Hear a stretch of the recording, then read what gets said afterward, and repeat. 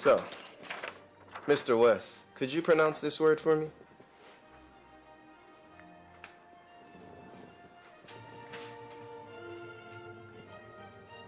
Hey, Paul, bro.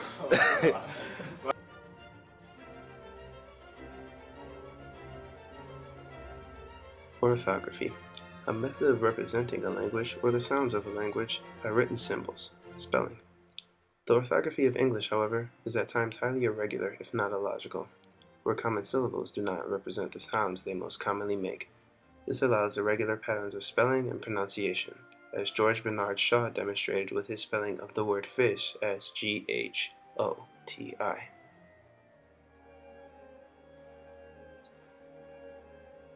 How is this irregularity possible? The alphabet we use today was first used about 1300 years ago, when it was new and it followed the principle of all alphabets, that there should be one and only one symbol for every sound in the language. Our alphabet has since then been outdated. English has morphed, our orthography no longer accurately reflects English speech sounds. Language changes over time, and because of that, the written symbols of English have been inadequately representing the language for 1,000 years. This inadequate representation makes it difficult to pronounce certain words. There is enough duplication and overlap in our spelling to allow any word to have more than one logical pronunciation and more than one logical way to spell them.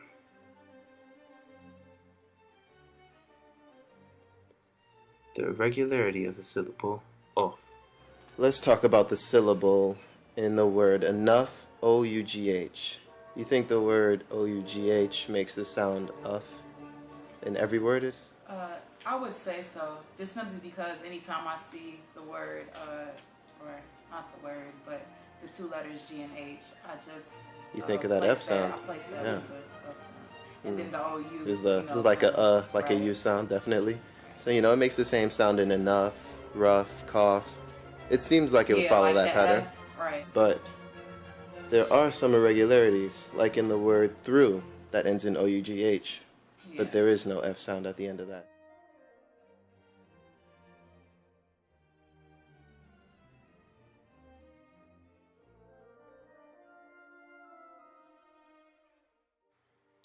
Literacy allows us to read and write, and those things alone have many advantages. But being literate does place us at a disadvantage as well. We have been given an eye for an ear, as Marshall McLuhan put it. In other words, we, literate people, have forgotten something that illiterate people have not. Language is speech, and writing is only its reflection. Why have we been placed at this disadvantage? Mainly because the system that educated us supports the belief that talking is subordinate to writing.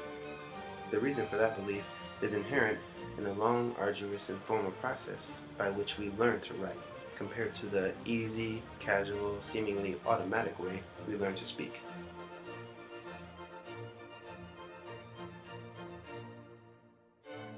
An interesting word is phantom.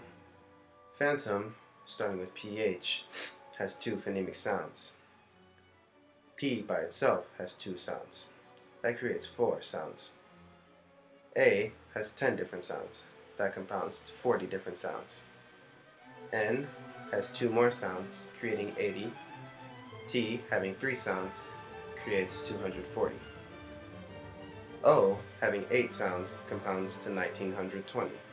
And M, having 2 more sounds, creates 3,840 ways to pronounce the word phantom. Now, only one of these ways is correct. This leads a foreign learner or a new learner of the English language to potentially mispronounce the word phantom in 3,839 different ways. Fortunately, we have a tool to help us with our dilemma, the International Phonetic Alphabet.